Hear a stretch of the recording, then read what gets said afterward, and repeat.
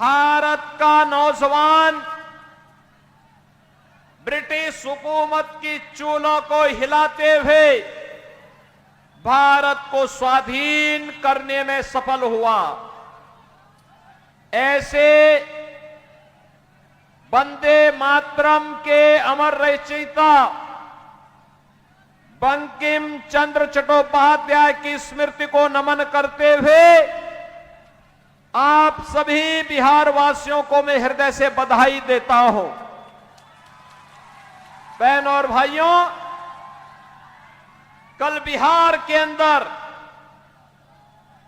बिहार को नए और समृद्ध बिहार बनाने के लिए प्रधानमंत्री मोदी जी के मार्गदर्शन और नीतीश बाबू के नेतृत्व में एनडीए के द्वारा लड़े जा रहे चुनाव में पहले चरण का मतदान हुआ है। 121 विधानसभा क्षेत्रों में चुनाव हुए और रुझान बताता है कि माताओं और बहनों ने झांक करके भारतीय जनता पार्टी और एनडीए के प्रत्याशियों के पक्ष में मतदान किया। हर अन्नदाता किसान, हर नौजवान, हर श्रमिक, हर व्यापारी सुशासन की सुदृढ़ नींव में समृद्ध बिहार बनाने के मोदी जी के संकल्प के साथ नीतीश बाबू के नेतृत्व में इस चुनाव में फिर उठ खड़ा हुआ है।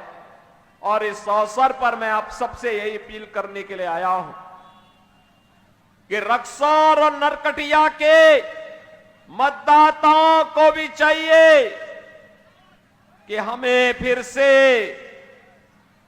जंगल राज बिहार के अंदर वापस नहीं आने देना है। बिहार के अंदर जंगल राज नहीं आने देना है। सुशासन की सुदृढ़ नींव पर एक समृद्ध बिहार बनाना है और ये समृद्ध बिहार तभी बनेगा जब मोदी जी का मार्गदर्शन हो और नीतीश बाबू का नेतृत्व हो। बहनों और भाइयों, बिहार का अपना गौरवशाली इतिहास है। मैंने कहा ना, ज्ञान की समृद्ध में तपा हुआ बिहार। भगवान बुद्ध को भी ज्ञान प्रदान किया था इस पावन धरा ने। इस पावन धरा ने भगवान बुद्ध को भी ज्ञान प्रदान किया था। ये वही धरती है बिहार की जहां पर 24वें तीर्थंकर भगवान महावीर का जन्म हुआ। बिहार की वही धरती है जिसने भारत को पहला राष्ट्रपति डॉक्टर राजेंद्र प्रसाद जी के रूप में दिया। और जब कांग्रेस ने भारत के लोकतंत्र का गला घोंटने का काम किया था, तब बिहार का नौजवान उठ खड़ा हुआ था।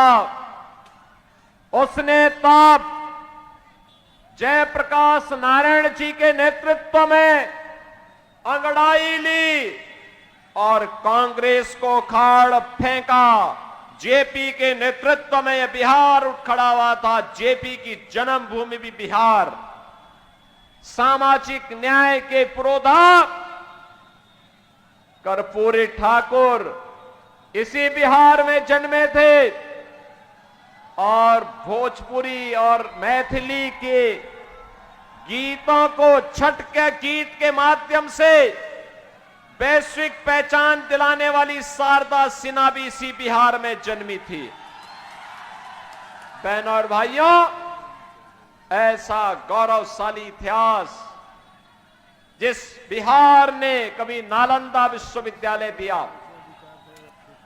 जिस बिहार ने चाणक्य जैसा आचार्य दिया, जिस बिहार ने आर्यभट्ट जैसा गणतज्ञ दिया, जिस बिहार ने भारत को भारत के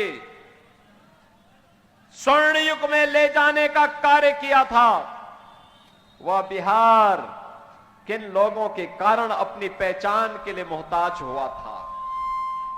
कौन वे लोग थे जिसने बिहार के लोगों को पहचान के संकट के दौर से गुजारा था?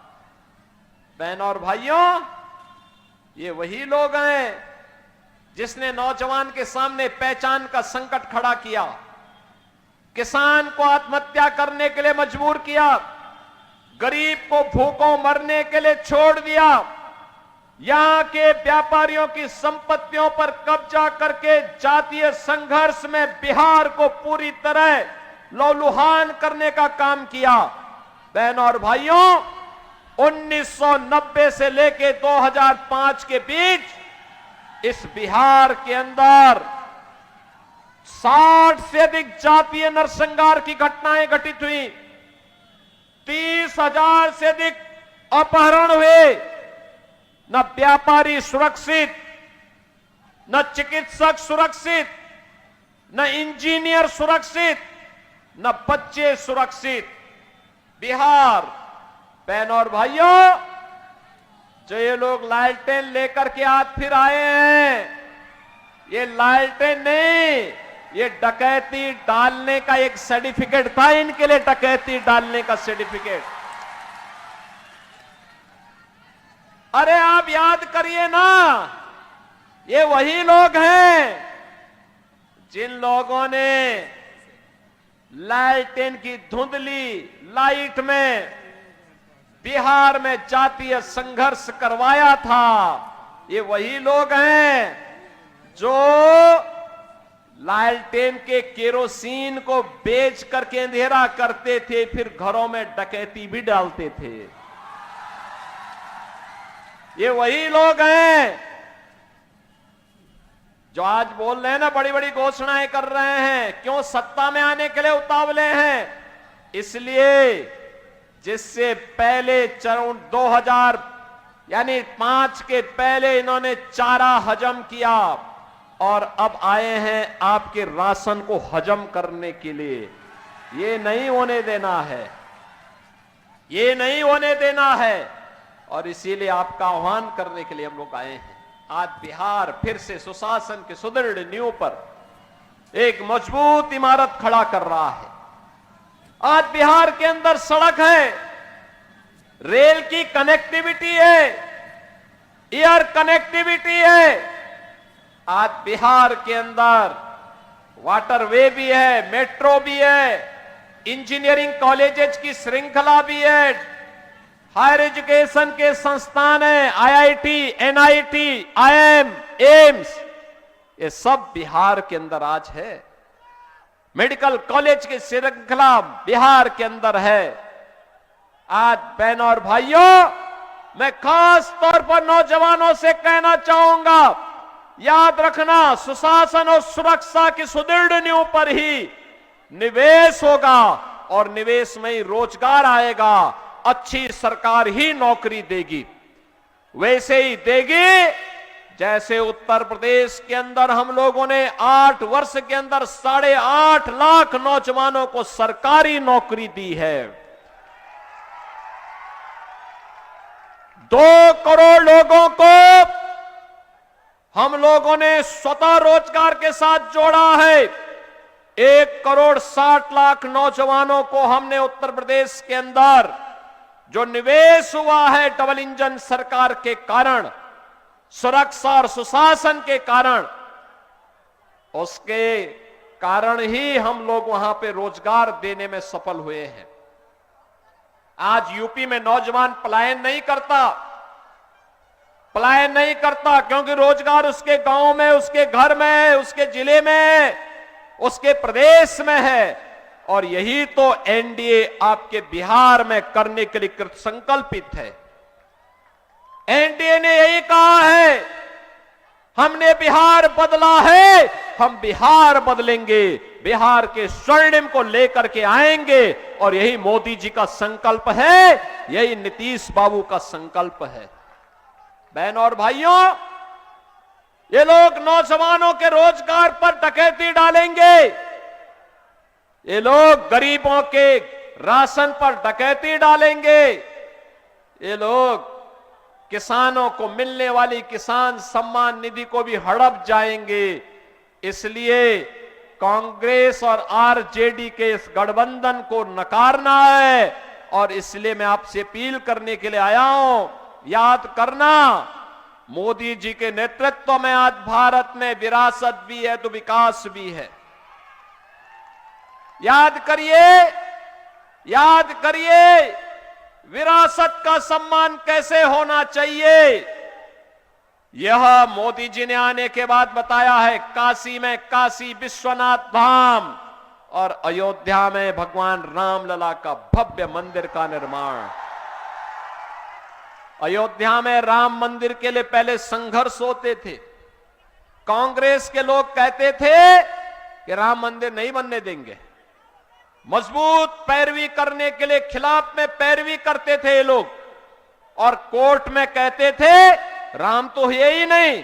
अरे राम नहीं हुए तो मां जानकी और महर्षि वाल्मीकि को भी ये लोग झुठलाने का कार्य कर रहे थे। रामायण जैसे पवित्र ग्रंथ को भी झुठलाने का पाप कर रही थी कांग्रेस।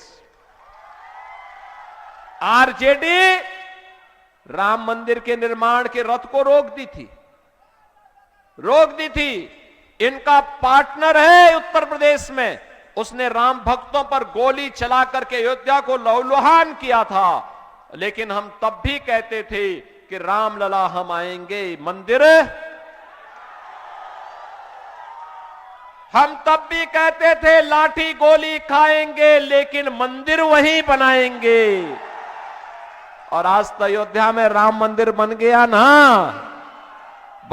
ना। और मोदी जी हैं और नीतीश बाबू हैं, तो अब तो बिहार के अंदर भी सीतामढ़ी में मां जानकी का भव्य मंदिर का निर्माण हो रहा है ना। क्या ये काम कांग्रेस और आरजेडी करती क्या? दूसरा, मोदी जी पिछले 5 वर्ष के अधिक समय से देश के अंदर 80 करोड़ लोगों को फ्री में राशन दे रहे हैं। 50 करोड़ लोगों को 5 लाख रुपए का स्वास्थ्य का हर साल फ्री में दे रहे हैं गरीब को। कहीं भी जाइए उपचार करा जाइए, कोई समस्या नहीं।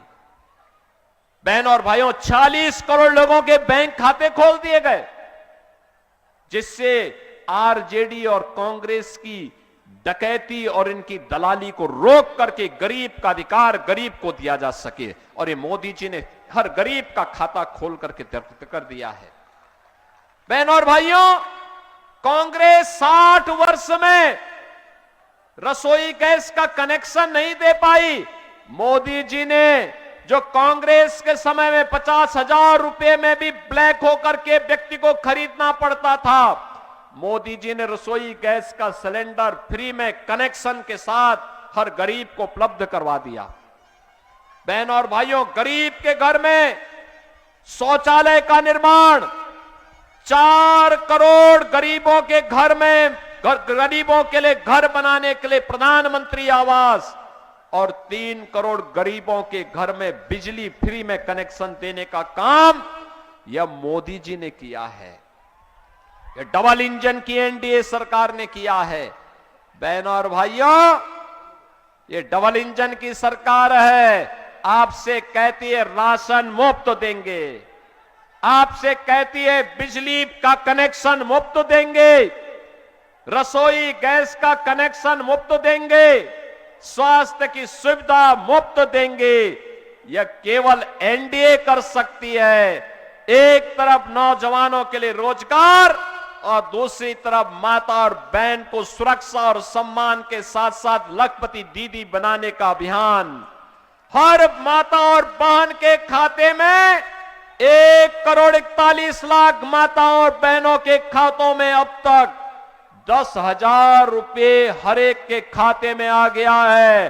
और अभी तो ये रिहर्सल है, शुरुआत है। जब परिणाम आएंगे 14 नवंबर को, फिर एक बार एनडीए सरकार आएगी, तो बाकी माताओं और बहनों को और भी सम्मान मिलने वाला है। मैं नौजवानों से कहूंगा, बहके नहीं, किसी के बहकावे में आने की आवश्यकता नहीं। ये नौकरी क्या देंगे जो आपकी जमीन को हड़प लिए हो? ये लोग नौकरी क्या देंगे जो पशुओं का चारा खा जाते हो? ये केवल अब गरीब का राशन हड़पने के लिए धोखा दे रहे हैं, लेकिन देने का काम महागठबंधन करने जा रहा है।